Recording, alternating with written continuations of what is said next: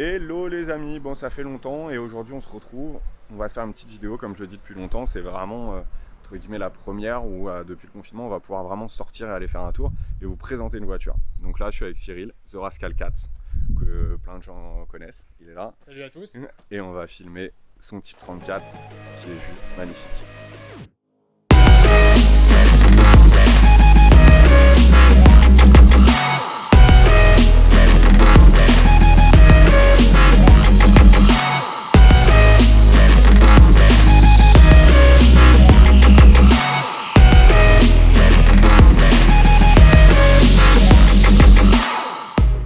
Bon du coup on va aller faire un petit tour, comme ça Cyril va nous expliquer un peu comment il est venu au Type 34, comment il est venu à la VV, et puis on va plus être dans mon bazar qui est là, hop voilà, en 2 secondes je le montre, pour faire des plans un peu plus sympas à toutes, et on est parti pour une petite route, un petit road trip.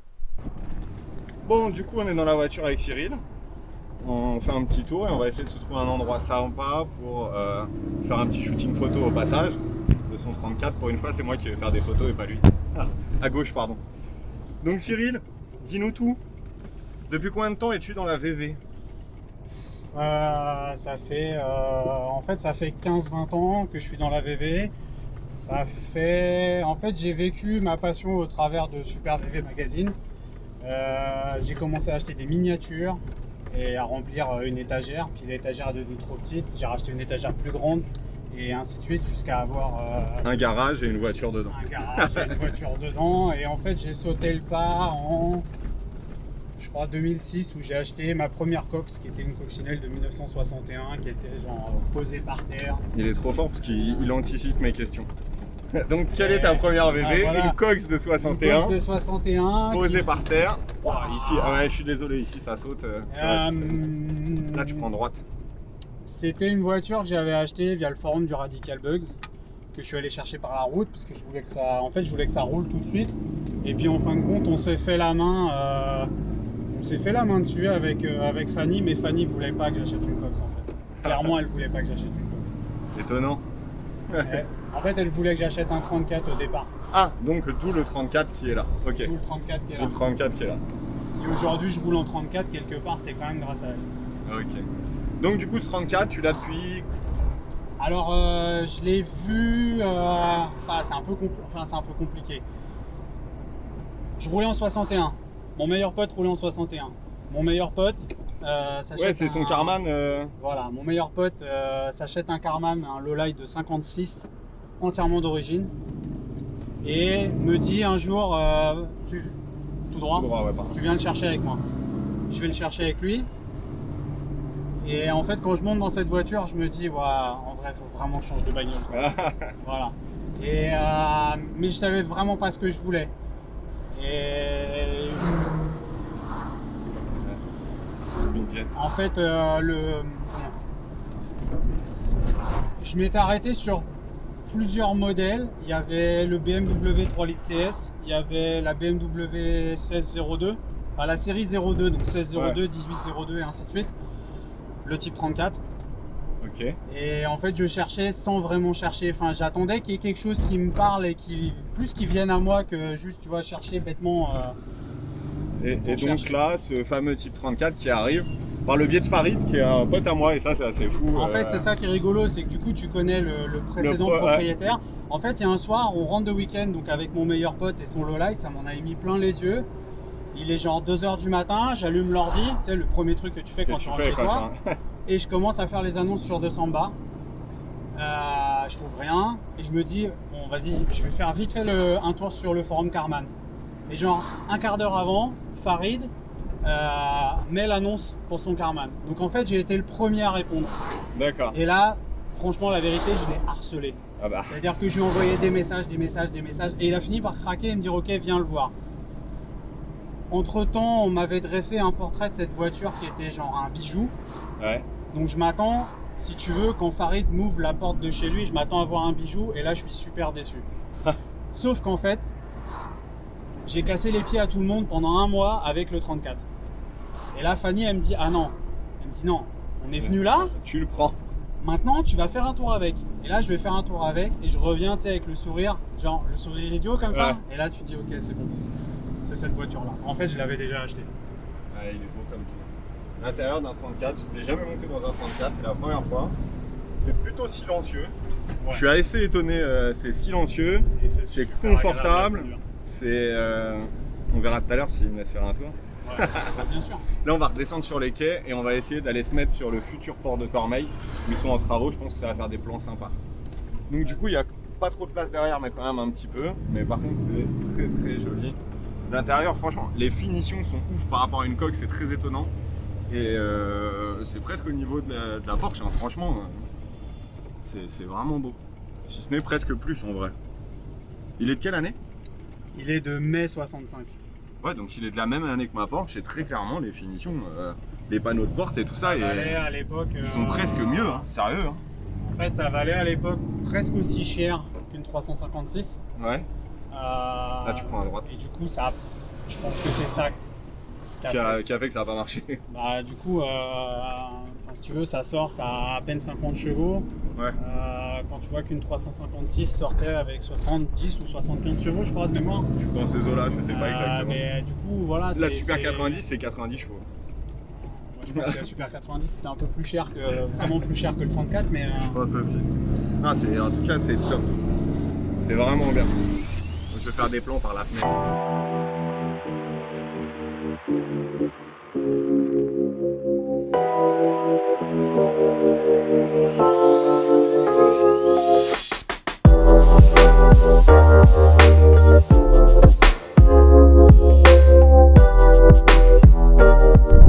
Bon, du coup, on s'est mis dans un petit endroit encore plus en chantier. Je sais pas si vous m'entendez bien parce qu'il y a du vent, donc je vais essayer de me cacher un petit peu. Donc voilà, donc on vient de faire un tour de 34 et franchement, il est sympa comme tout. Et voilà.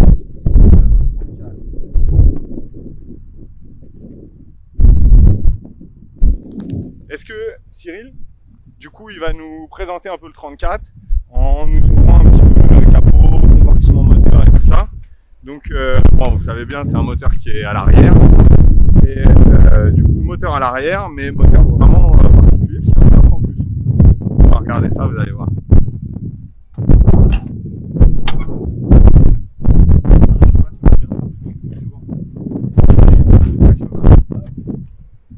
Joli moteur, 4 cylindres à plat. Donc c'est un type 4 ça ou un type 3? C'est un type 3, donc avec la turbine spécifique que tu as sur les types 3. Et là, en fait, il est entièrement d'origine. Le seul truc qui n'est pas d'origine, c'est ça, c'est l'allumeur. Et en fait, on a monté un allumeur, un 2, 3 points double carbu. Ouais, double carbu, 32 PDSIT, un de chaque côté. Voilà, avec des pipes double admission. C'est magnifique et du coup, en fait, il y a quand même un tu peux mettre ta table de camping. La tente, en fait, en fait, là, tu arrives à mettre la tente ou alors tu arrives à mettre la table de camping, les chaises, mais c'est plus pratique de mettre la tente en fait à cet endroit-là. La Quechua, 3 secondes, elle rentre nickel dedans. Et donc, du coup, à l'avant, bien sûr, comme sur les VV, tu as un coffre, enfin, comme sur les VV, comme sur les Cox, tu as le coffre à l'avant où on voit bien que Cyril, il l'utilise vraiment. C'est ta voiture tous les jours quasiment. Bah, c'est ça et mon transporteur, j'ai que ça. Et du coup, là, il y a des cosmiques, ça c'est drôle. Et, voilà. Et du coup, son matos photo, et voilà, c'est pour les Et en fait, là, normalement, ici, tu as la roue. C'est bien, tu as des roues de secours, mais il n'y a pas de pneus. Il n'y a pas de pneus. C'est con ça. Donc voilà, à l'intérieur, il a des harnais qui sont cool. Et voilà. Bon, je vais vous faire des plans et de la voiture, et puis après, s'il me laisse prendre le volant, on va remonter, et voilà, on finira la vidéo là-dessus. À tous.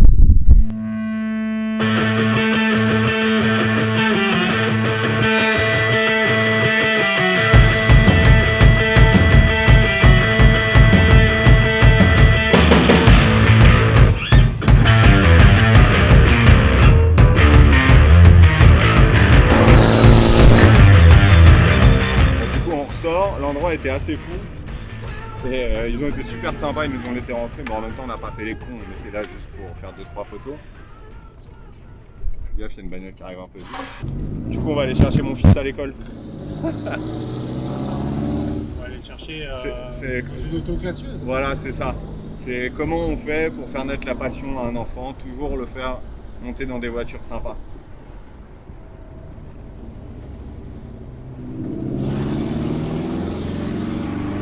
un petit bruit sympa quand même. Hein. L'échappement est plus d'origine. Hein. Ouais, on a bien entendu. On fait un petit stop sur le côté, tu me laisses le volant? Ouais. Là, hein. Il y a du monde derrière? Non. S'il y a personne, je suis chaud. Du coup, je te passe la caméra. Je peux pas conduire et filmer. Vas-y. C'est comme boire ou conduire, il faut choisir. Il faut choisir. Bon, petit harnais très sympa, authentiques, qui ont bien vécu. Qui sont... Je te casse le truc, c'est des repros. C'est des repros, mais ils sont beaux, ils sont bien faits. Ouais. Eh, je suis un peu large. Hein. Ouais, bah, personne n'est parfait. Hein. Warning? Non, c'est clignotant qui... Voilà. Ok, si t'avais les menus clignotants. Ça tient pas.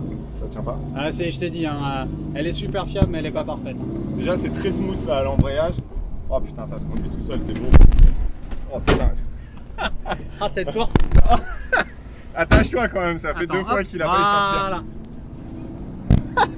sortir. Franchement, c'est dommage qu'on l'ait pas de la vue extérieure. Parce que j'espère qu'on te filme un petit peu au moins, parce que la gueule que t'as fait quand... Oui, ça surprend, mais ça, à chaque fois ça me surprend. Mais faut que je détende mon cap d'embrayage sur la coque, parce que ton embrayage il est tellement agréable. Oh là là, c'est un bonheur. Par rapport à moi où c'est tendu comme pas possible.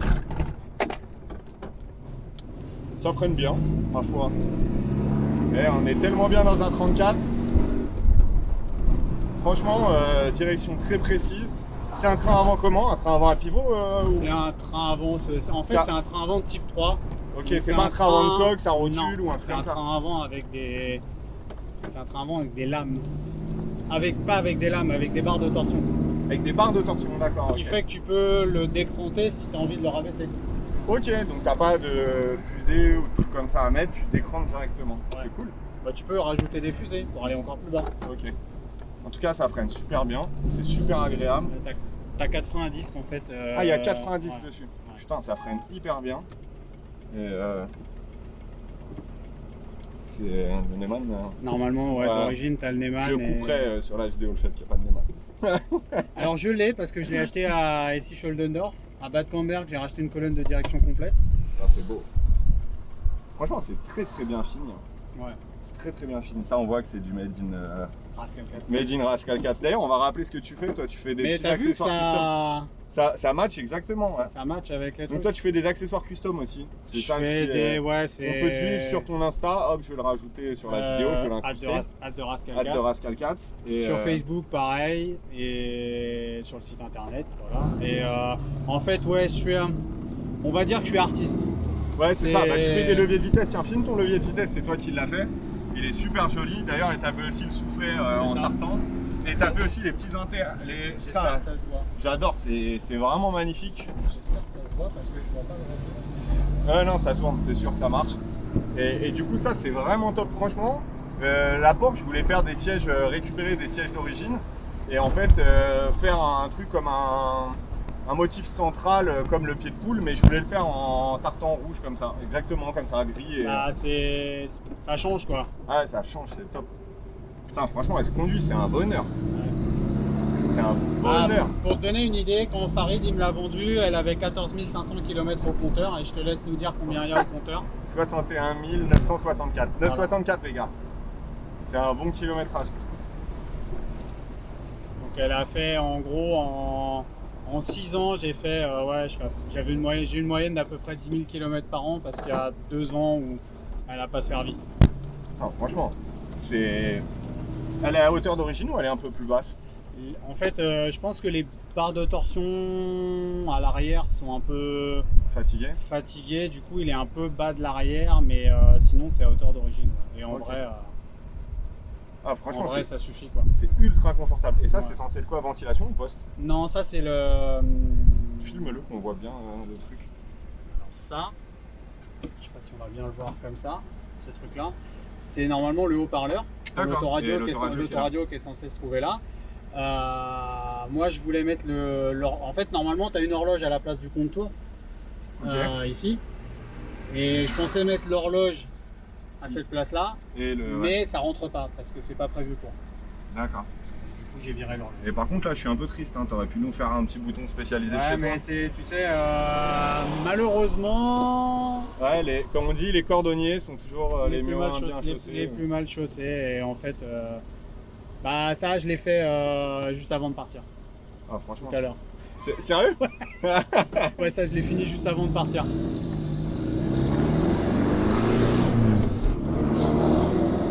Putain, ça marche bien. Hein. Ouais. Enfin, ça fait un beau bruit. Ça avance pas trop, mais ça Oui, fait un mais beau bruit. c'est... Après c'est C'est le folklore. l'esprit, enfin voilà. Non, mais on est en 65, On est en forcément. 65, voilà, T'as pas besoin de. Et ça fait combien de chevaux ça? 40? 50, 50? une cinquantaine. C'est pas... Non, non, c'est pas un violent, foudre de guerre. violent. Mais c'est cool. Mais j'ai, si on parle de chiffres, en termes de conso, je suis à 8-9 litres. Ce qui est pas énorme. Non, non, il tourne hyper bien. En tout cas, c'est un truc de malade. C'est vraiment cool. C'est tellement agréable. Bon, on va couper. Et on va aller récupérer mon fils et il nous donnera son avis aussi. Ouais. À toutes. Grave. Bon, voilà, on a été chercher Abel. Abel, le type 34, c'est trop bien? Oui. Oui. Bon, allez. On rentre à la maison et on finit la vidéo.